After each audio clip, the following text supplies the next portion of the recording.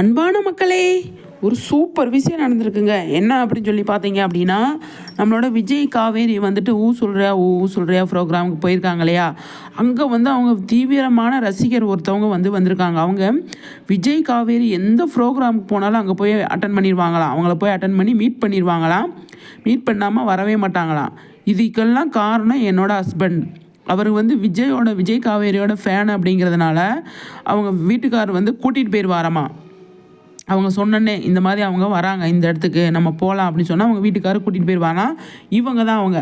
அப்போ அந்த இடத்துல வந்து ஃபோட்டோ எடுத்துகிட்டு அவங்க ஒரு இன்ஸ்டாவில் வந்து ஒரு ஸ்டோரி போட்டிருக்காங்க. இவங்களோட ரசிகராக இருக்கிறது எனக்கு அவ்வளோ பெருமையாக இருக்குது. இவங்க 2 பேரோட நடிப்பை தாண்டி, இவங்களோட ஃப்ரெண்ட்ஷிப்பை தாண்டி, இவங்களோட அதாவது பழக்க வழக்கங்களை பொறுத்து எல்லாமே வந்து எனக்கு ரொம்ப பிடிச்சிருக்கு அப்படின்னு சொல்லிட்டு அழகாக சூப்பராக ஒரு செம்ம ஸ்டோரி போட்டிருக்காங்கங்க இவங்க.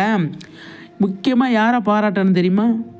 அவங்களோட ஹஸ்பண்ட் இருக்காங்க பார்த்தீங்களா, அவங்கள தாங்க பாராட்டணும். யாருக்குங்க கிடப்பா இந்த மாதிரி ஹஸ்பண்ட் வந்து எங்கே போனாலும் கூட்டிகிட்டு போயிடுவார். அவ்வளோ ஹாப்பியாக அவங்க வந்து இந்த ஸ்டோரி போட்டிருக்காங்க. ஃபஸ்ட்டு இந்த லாஸ்ட் டைம் ஒரு தடவை அப்படி தான் ஏதோ ஒரு ஸ்டார்ட் மியூசிக்னு தான் நினைக்கிறேன். அங்கே போனப்போ அவங்க போயிருந்தாங்க, இந்த இதே மாதிரி பிக்சர் போட்டிருந்தாங்க. ஆனால் இந்த தடவை அவ்வளோ ஹாப்பியாக வந்து ஷேர் பண்ணியிருக்காங்க. நிறைய விஷயங்கள் அவங்கக்கிட்ட பேசியிருக்காங்க அப்படின்னு சொல்லிட்டு அவங்க வந்து இந்த ஸ்டோரி போட்டிருக்காங்க. இந்த மாதிரி ஹஸ்பண்ட் யாருக்காவது கிடப்பாங்களாங்க? அவ்வளோ சூப்பருங்க. அவரைப்பா நிஜமாவே அவரைப்பா யார் சார் நீங்கள் அப்படிங்கிற மாதிரி இருந்தது.